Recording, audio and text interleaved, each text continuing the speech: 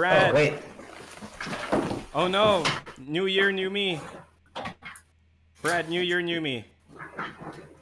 Ah, I see. Okay, I'm ready now. I'm ready now. You had to Okay, do. is it started? I'm Yeah, ready now. Yeah, yeah. it started. Did you, Marco? We're here. We've started. We've started. You have the Oh hat. no. Okay, I got it. I got the hat. I don't. It's not. I didn't think this through. My headphones are not fitting under the hat. Are you sure though? That's it.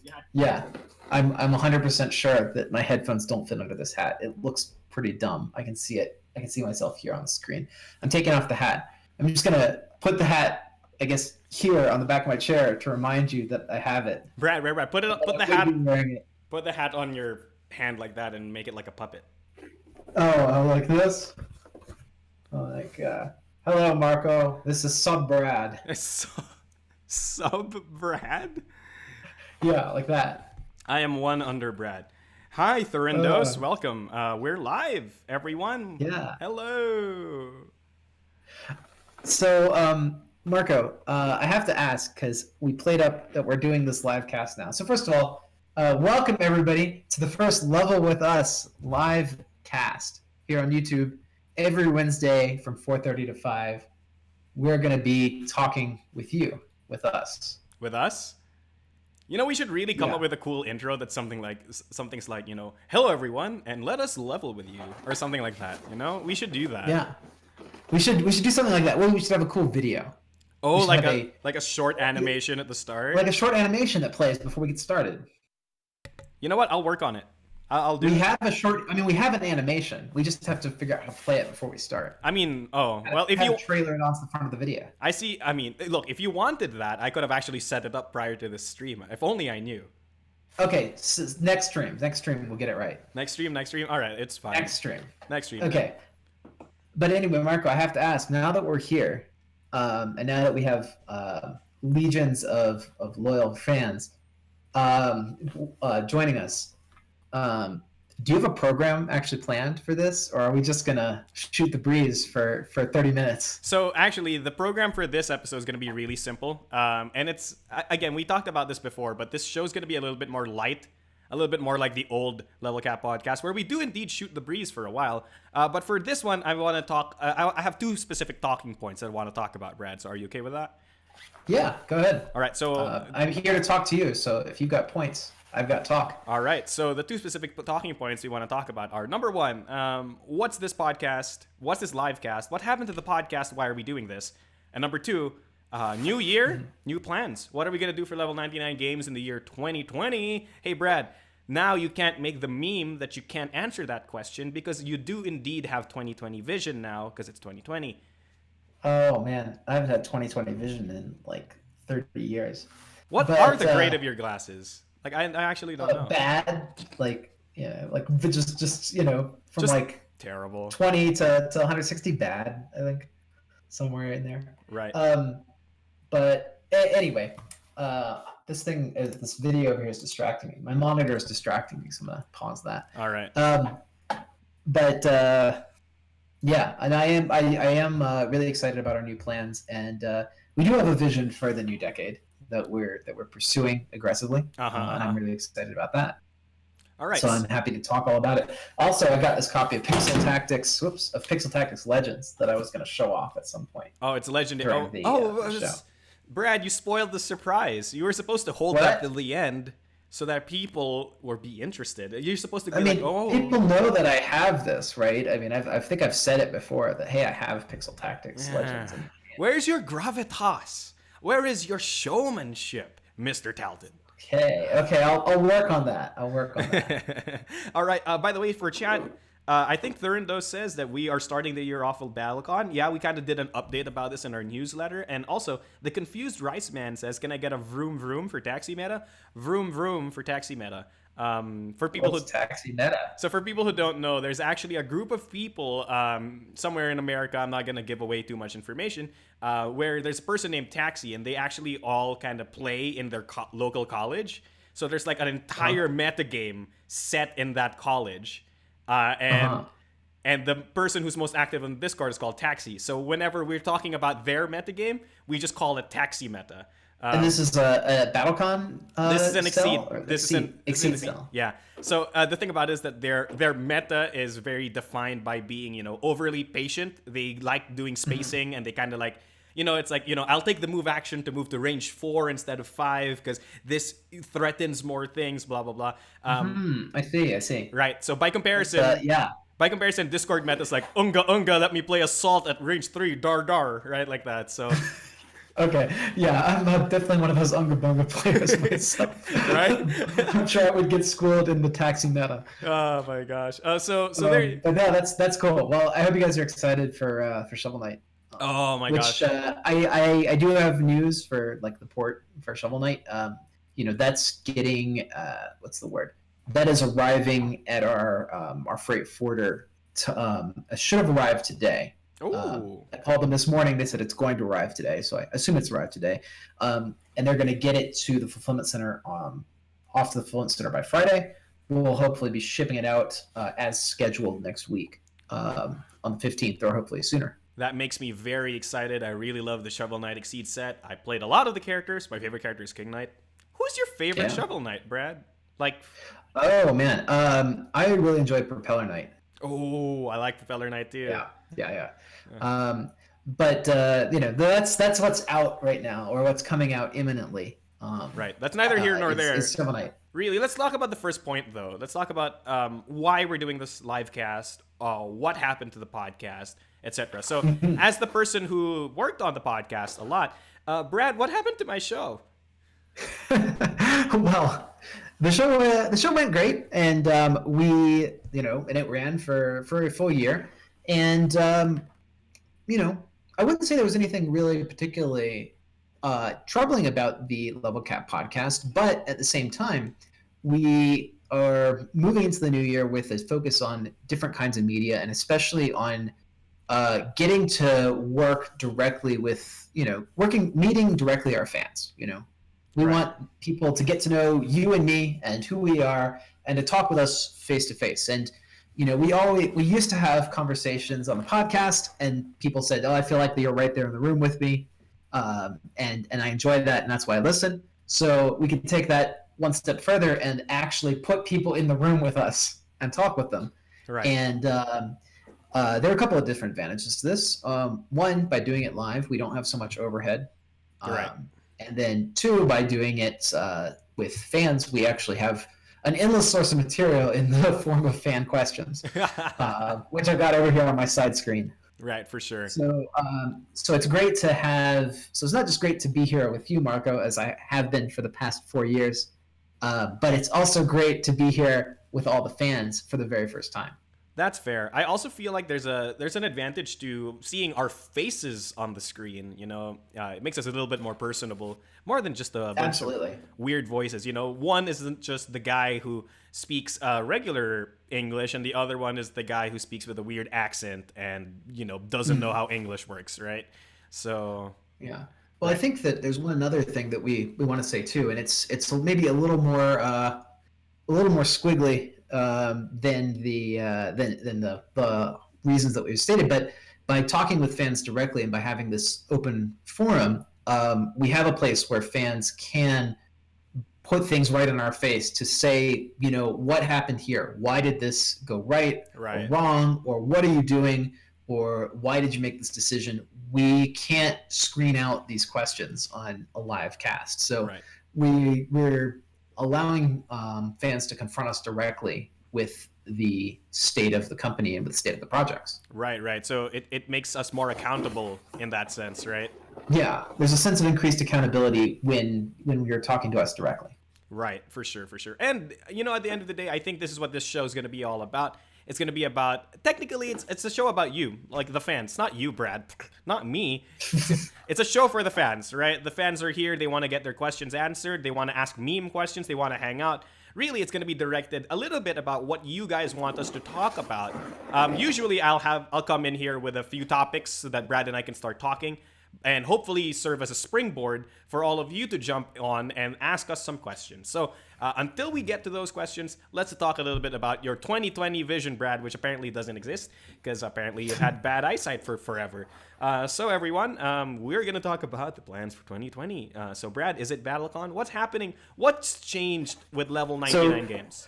I think there's a core, there's kind of a core idea here of like why we have, or what we've changed in terms of our in-office operations, right? So previously last year, we had every single person on staff kind of working on their own project, running their own thing. You were responsible for getting a deliverable and getting things to press. But there were a number of problems with this approach. And I actually have a blog post that I'm going to put up. I should have put up earlier, but I was working on BattleCon. So I'm going to put it up a little bit later today. And that blog post explains the reasons for some of the for this particular change on a more in-depth level. But from a high level, what I could say is that by dividing everybody's work and trying to do things simultaneously, we had one person running Seventh Cross, one person running Millennium Blades, one person running BattleCon, and another person running some other like unannounced titles, and then the current season of Exceed, Shovel Knight, and then somebody else running our online store, and it was just all these things going on, and there wasn't really a team cohesion. Like we're all going to rally around this one thing and make it happen. And because of that, not only were we running 5 simultaneous teams, which is very expensive, but those teams weren't going to they weren't performing as well as we would have hoped, right? Because they're kind of spread too thin. Yeah, you're spending 5 times as much, and you're also getting done 5 times slower. Right. We could have just so anyway. So we've done a course correction this year. We're bringing everybody together around one unified project, and that project is first going to be BattleCon Unleashed, and then it's going to be the next season of Exceed, and then after that, it's going to be the next the Millennium Blades. Yeah. And so we're going to go forward project by project with everybody contributing together on one project at a time. Right. So we're consolidating our efforts. I like to call it the Miracle 7. The Miracle 7 comes together instead of spreading ourselves like through 5 different projects, and where like half of it gets like done on the pace that we wanted to get done. I feel like when I was talking with some of the staff members, like Jackie, for example, we're kind of calling it like quote unquote catch up, and it's not really catch up. It's not like it's not like we're significantly late on everything. Let's be straight, Marco. We're significantly late on everything. On everything? Right? The only thing that we're not significantly late on is Millennium Blades, which was supposed to release last December. Okay, so that's not significantly, but which we're currently not planning to release until fall. Right. Okay. So therefore we are significantly late on everything. So this is basically catch up. Pretty significantly late on everything. Right. So this is catch up year. Right. Is essentially what we're doing. Right. We're it's, at least for the first part of this year. Right. Now that said, we have a foundation from all of these different projects that we've been doing. Right. But the truth of it is that because of the fragmented nature of teams, we're really having a lot of time sorting out all the fragmented projects and getting them on track again. So, right. But once we do that, I think things will move fairly quickly. Like right. Trials is already coming together and, should be finished probably by January. We'll have Devastation and Trials done, and then we'll have Unleashed finished in February with everybody pooling their efforts together. Yeah. So, yeah. And then, Fabio's going to be done with art probably around May for Millennium Blades. So we can finish up the next season of Exceed in the meantime. Right. So I think that's a very important thing to note here is that a lot of people might be a little bit scared. They're going like, okay, so does that mean you're no longer working on Exceed? Does that mean there's going to be nothing happening for Millennium Blades? Does that mean they're all going to be even more late than they already are? And I think the big thing about here is that just because we're doing BattleCon first doesn't mean the other projects won't get delivered. It's just that it is the truth, right? Like right. We've stopped developing Millennium Blades. We've stopped developing Seventh Cross. For some extent, we've stopped developing Exceed so that we can finish BattleCon. And the idea then is that we'll devote our full attentions to finishing these other games and get them done faster than we would have. Exactly. And like honestly, it may not be that much faster. the truth is that our expectations in the past were a bit unrealistic. Mm-hmm. We expected to get all these games done in parallel, but in fact, we'll probably actually get them done in a normal amount of time by pooling our efforts, rather than getting them done much slower than expected. Right. And this way, Yeah. people can play to their strengths, right? A big thing that's kind of like hidden in the background that I'm not sure if I'm okay to say out loud, but it's like, when I get assigned to be project lead, Yeah. that's a cool thing. I like being project lead. It's fun, right? But at the same time, it requires of me a certain amount of work and skills that I didn't know when I was assigned, right? Yeah. And I had to learn, and that's fine. It's a learning Well, opportunity. I think there's an important distinction there, right? Like, you want to be in control of your own work. That doesn't necessarily mean you have to be in control of your own team, Right. right? Like, if you're the end all be all guy for development, then that's good. But just because you're the end all be all guy for some aspect of the game doesn't mean you need to run the whole game. Right. It means that we need to be collaborating on the game, and each person acting according to their own strengths and depending on the others according to their needs. Exactly. Whereas before, prior to this change, it was just one person was basically juggling all the jobs, right? Yeah. And that basically meant that person had to sometimes do things that they didn't really know and had to learn from scratch, and et cetera, et cetera, et Yeah. cetera. But Right? and there'll still be learning in our new environment, in our new plant, but it'll be more collaborative. Rather than having to teach yourself or having to pull somebody away from a project, you can go to a team member and say, "Hey, teach me this," or "Let's work on this together," and learn those skills. So you could say level with us. Yeah, pretty much level together. Level Now, together. I wanted to check out a few questions here because Sure. a couple people were asking about the new structure and things like Seventh Cross, the future projects that we've planned. We want to revisit those after we get further along. But our new policy, as a matter of policy for Kickstarters, is that we don't want to kickstart something until it is just about press ready, really completely press ready, almost. Right. We don't want to kickstart a game and then be balancing it for another 3 or 4 months or even a year, as we did with some of these games. We want to be finishing up right away. Right. So we want to be, the Kickstarter should be the last step in development, not the first step in development. Right. So I think some people have expressed a big concern about Seventh Cross, basically like not coming out when we said it would, and yes, it's not. But at the same time, I think there's going to be a big benefit to it, because if we just delay the release, people aren't going to get fatigued waiting for the product, right? Because essentially, once that Kickstarter ends, we're going to go it'll be done. Yeah, we're going to go it's done. It's actually at the printer right now. We're going to get the pallets in like a month, right? Or something like that, right? And so the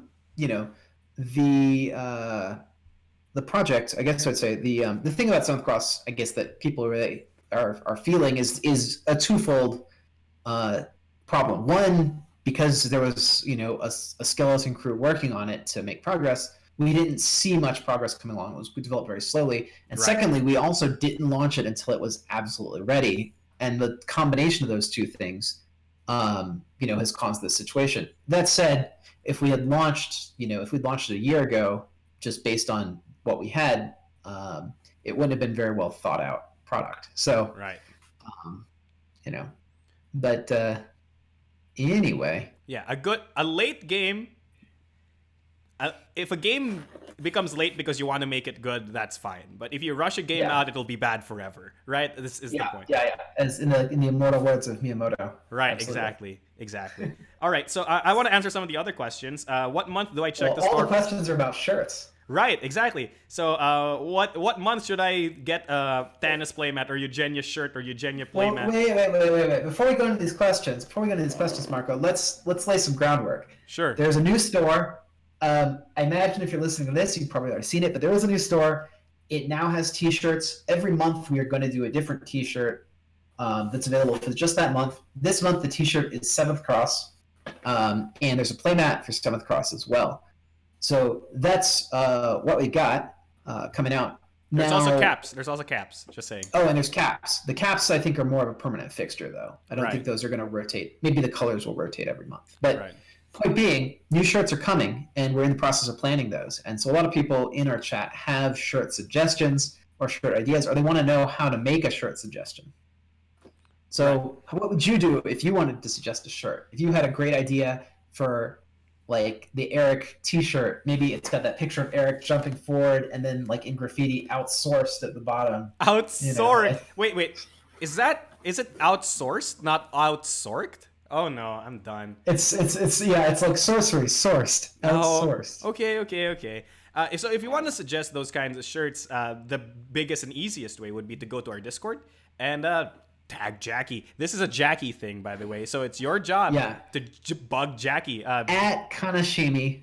At Kanashimi on our Discord. On our Discord. Right. And she's in charge of making sure all those shirts happen. In fact, that Remless playmat that you all see right now up on the store was actually a fan suggestion to begin with. There you go. I want to shout outs to Ruby, RBY, for suggesting a Remless playmat to begin with. And there you go. So hopefully, we get to make more of these products soon. Because I guess the big thing about here is that we want your support to be able to keep making these kinds of products, but we need that support to be able to keep making those kinds of products. You know what I mean, right? Like if we can't keep making shirts if nobody buys them. So I guess at the end of the day, if you guys love these shirts, buy more, buy some, buy forever, buy 17, buy 7th Cross. So Marco, I realized that one of the issues with a live cast is that if I don't remember to bring some tea or some water before we get started, you can't just pause the show and drink and go get a drink as we used to. I could technically. I need this truffle that Josh gave me. I could technically just pause the show. Like for example, I could just do this. See, I've paused the show. Yeah, but everybody would be waiting in real time. Fine. Did you actually pause the show? No, I didn't pause the show. I just went to one of our screens that says "Be right back" on it. But we were still talking. Oh, I see. We were still talking in the background? Yeah. Honestly, I would. Oh, yeah. Check out this Level 90 Games branded coffee mug. Can I buy that? No, this was a Christmas gift for our staff back in 2018. I didn't get one. You didn't get one? It's okay. You should blame Philippines Customs because I'm pretty sure I sent you one. Then I blame Philippines Customs because they probably stole it. I wouldn't be surprised. Yeah, this year I made notebooks. Let me show you this notebook. Oh, sure. So while Brad is out there, I'll answer some other questions. I would love that Eric shirt. The one that Eric's wearing with his eye, I think. He has an eye on his shirt, right? What's up? Yeah, no. People want an Eric shirt, but they don't want... Oh, nice notebook. Is it like a planner? Or is it just... No, it's just a regular notebook. Is it moleskin? It's similar. But I did not spring for moleskin. That was like 3 times more for the brand name on the inside of your book, and not much else.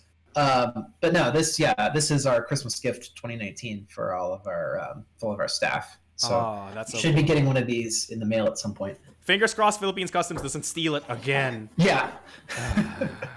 All right. That was really disappointing. So when people said they wanted an Eric shirt, I think they were saying that they wanted Eric's shirt. Like actually the shirt that he's wearing.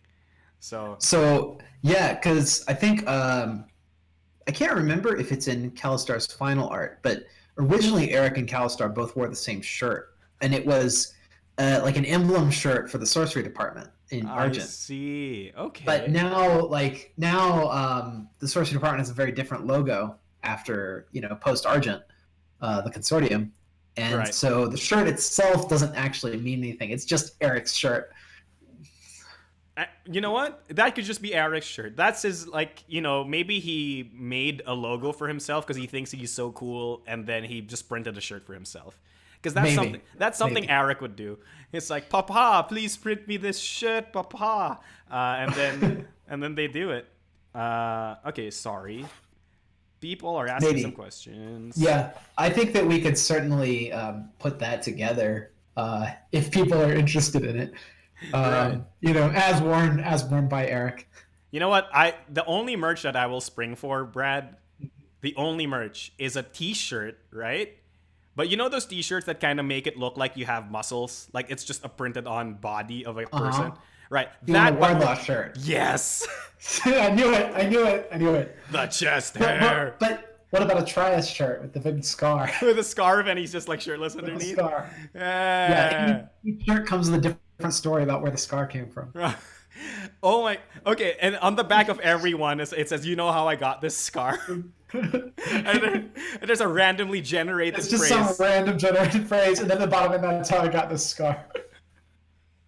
Perfect. Oh man, Best that's t-shirt. excellent. That's excellent. Same glad we're doing this live because then we'll have a permanent record of these great ideas. Yeah, that people will forever look at in the future Yeah, and go, make "What sure are you these?" leave a comment on which shirt you want at the end of this episode. Right. So you have two choices right now: Wardlaw body shirt or Trias body shirt with randomly generated phrases that tell you how you got your scar. Or Eric's shirt. Or Eric's shirt. So three choices. Or the graffiti outsourced shirt. I like that. My personal favorite. I think that one could actually just stand on its own. Right. I mean, so for people who don't know what he's talking about, the graffiti art is the art that we use for his mirror token if you have devastation. So yeah, it's the art on his mirror token. Where It's he's just going him like- like jumping out like whoa. yeah, he's like posing like this. Yeah. Yeah. I like that art, by the way. Who did that? It is. Fabio did that art. Oh, of course. Fabio it's did Fabio. all the tokens in devastation. Of course, it's a Fabio art. Actually, people are here talking. 9 to 1. It's a Fabio art. Is it in a level 99 game? It's a Fabio art. Right. Or a Nokomento art. Well, that's the thing. Like I think Fabio. I think like Noko has a lot of art that's very prominently displayed. But I think that Fabio may have done 10 times more art pieces in the span.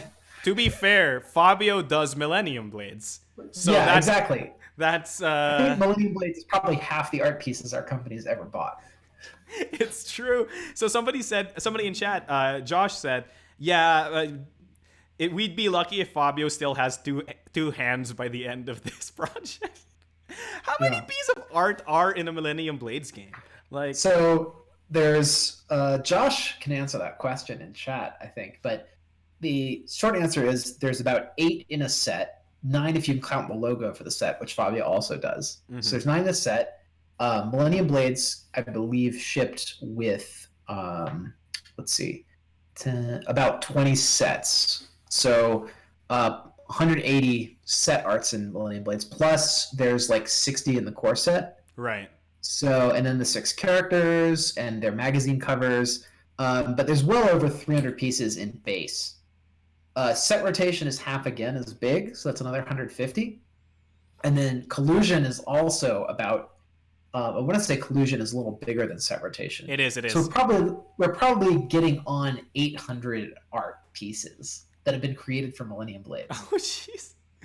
So, we haven't reached that Magic the Gathering or Yu-Gi-Oh tier yet, but we're getting there. We're getting there. Oh my gosh. So when we release Millennium Blades 2 Electric Boogaloo Shadow Realm Edition, you can make 700 pieces more of art.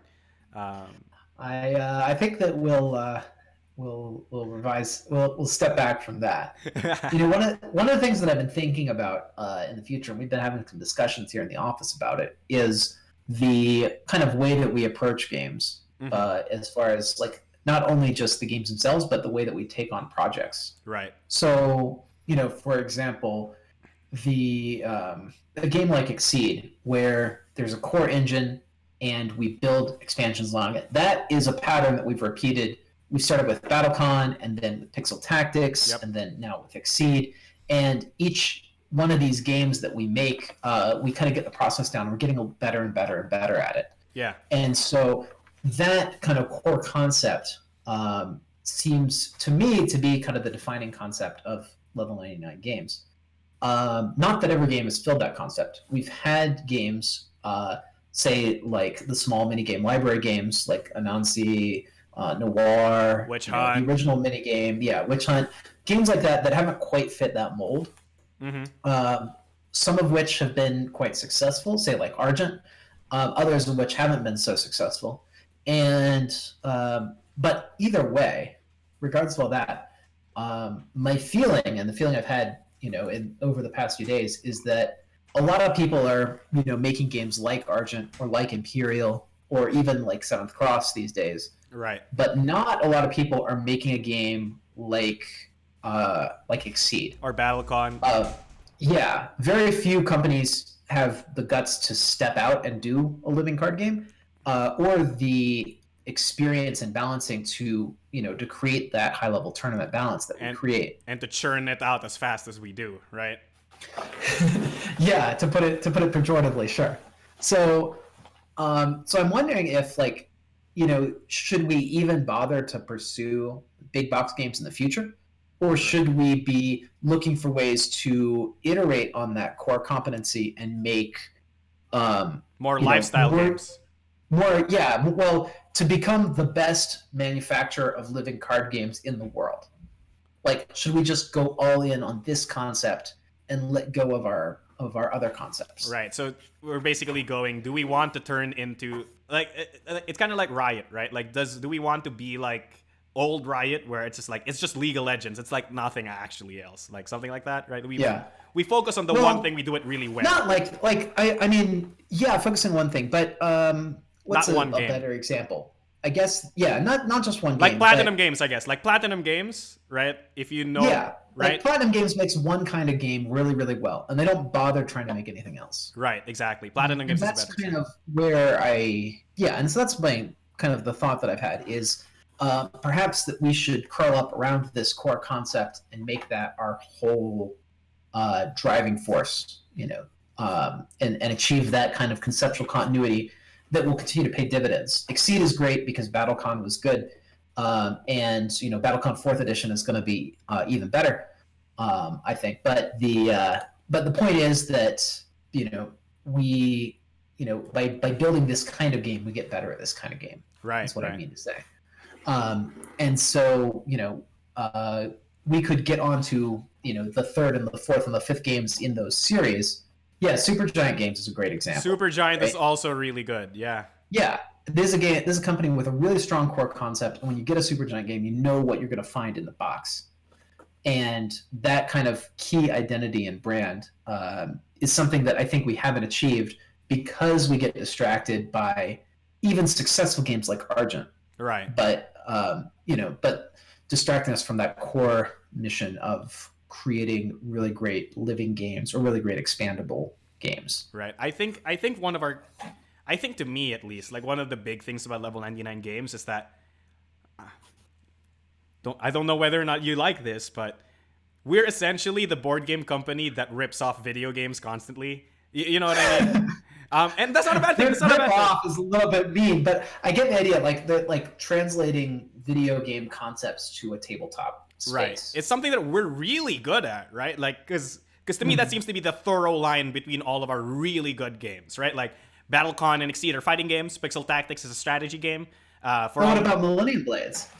Millennium Blades is a CCG, I guess, right? But okay, it's not a video game. But it does break down a little bit, but you could take that concept as well and run with it. Right. The question is really what do we have the passion to to pull our whole team around, all right? And there's no right or wrong answer here, but it's the question we should ask ourselves is what are we capable of becoming the best in the world at? Oh. And then focusing on that specifically. Right. Right?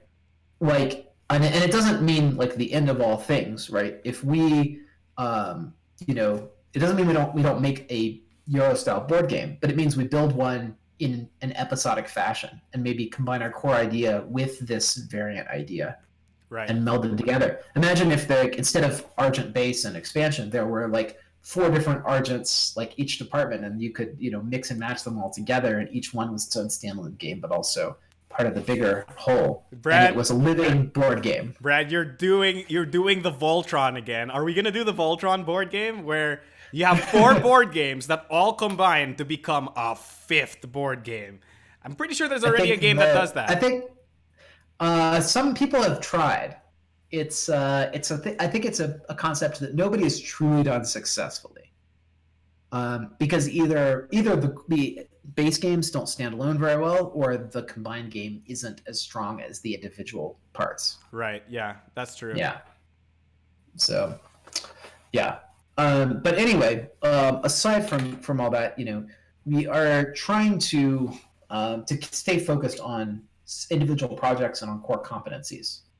And so that means, putting aside the games that we can't finish right now, in favor of finishing the games we can finish right now in the best possible way. Right. Right. Yeah.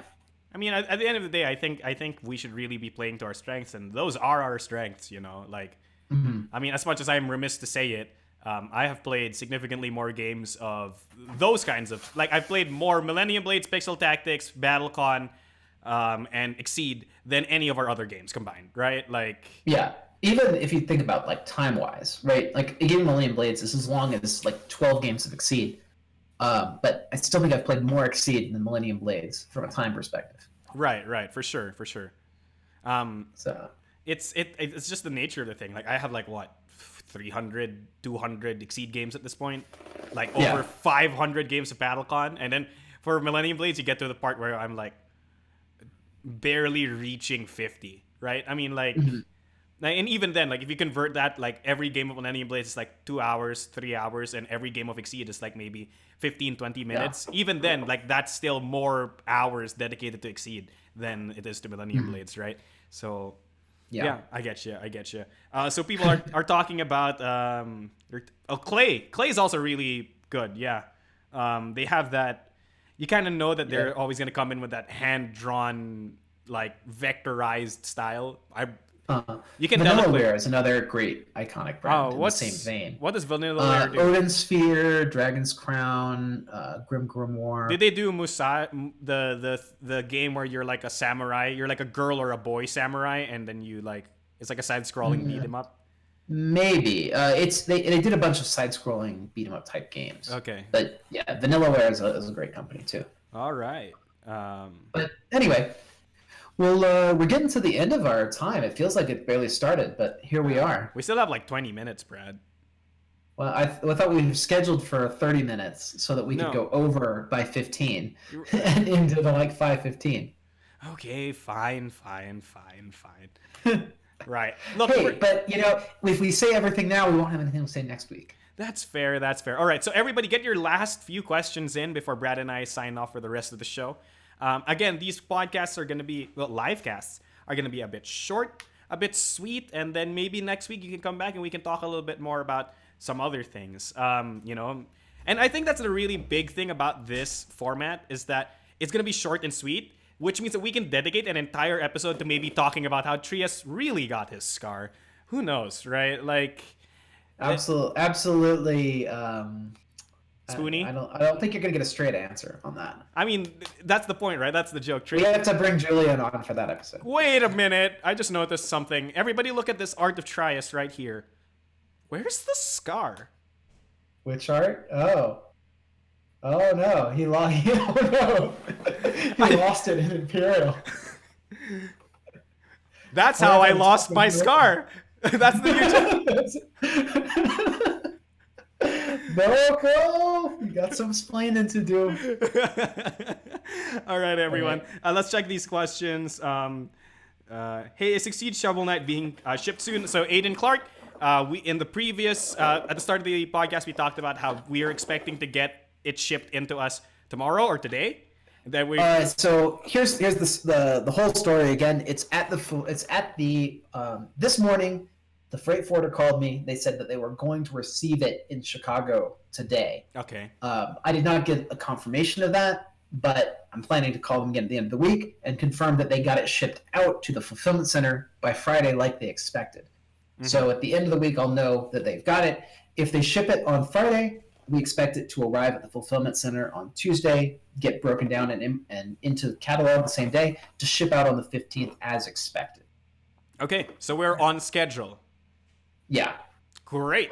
We're on schedule with Shovel Knight Exceed. Wonderful. World of Indians animation when? Get Gynax. Talk to my animation team. Right. That's no one. That's me technically, but I'm bad. Really bad. When are we doing an expansion for BattleCon that's just Tannis costumes? Tannis actually has like 4 costumes, so that alone works. Julian just replied the best thing ever, and I think it's canon now, Brad. I guess he forgot to put his scar on that day. This implies that the scar is an affectation and nothing else, and that is the most try-ass thing ever. That is very Trias. It's so real. We'll speak no more of the scar. Okay, last one. I saw that Steam updated how game soundtracks work today. How soon might the Balcon Online OST get updated from a DLC to a soundtrack? Are we gonna fix that? I don't know. We'll have to see when we can allocate time for it. Again, like focusing on one project at a time. I've got everybody trying to get BattleCon ready, so I don't know when that could happen. All right. No answer. I'm sorry. Right. Our 2020 vision's not good enough. We need 1010 vision to be able to see that. All right, so everyone, that's the Level With Us livecast. Thank you so much for being with us. As usual, this has been me, your host. Is that still accurate? Yeah, you're the host. Still. All right. Is that me, your host, Mark DeSantos, also known as Mechanic Rig, and with me has been my wonderful, amazing, awesome friend and co-host, Brad Dalton. And since we're on YouTube, it's mandatory that we say, hey, hit that subscribe button. Right. Wait, can I do it? Yeah, go ahead. All right. Thank you, everyone, for watching this video. If you liked what you've seen, please give us a like, and it will help us with the YouTube algorithm. Give us a comment. It helps us get those numbers and the YouTube algorithm. And if you don't want to miss any more updates, subscribe and make sure to click that bell notification so you can be part of the Bell Squad and get our updates as soon as they come out. Is this really how most YouTube casts go? Yeah. I feel dirty just watching. Just hearing. Somebody should just edit this clip and then put the word sellout on my face. The real reason you should comment is so that you can tell us what that what merch you want, Millennium Blades merch. Tell us what t-shirt you want. That's the real reason you should comment. Right. So what are the 4 choices? We have the Eric shirt, the Wardlaw shirt, the Scar shirt, which is apparently an affectation. So it washes off when you when the shirt gets cold, the scar disappears. Okay. Finally. Thank you, World of Indians.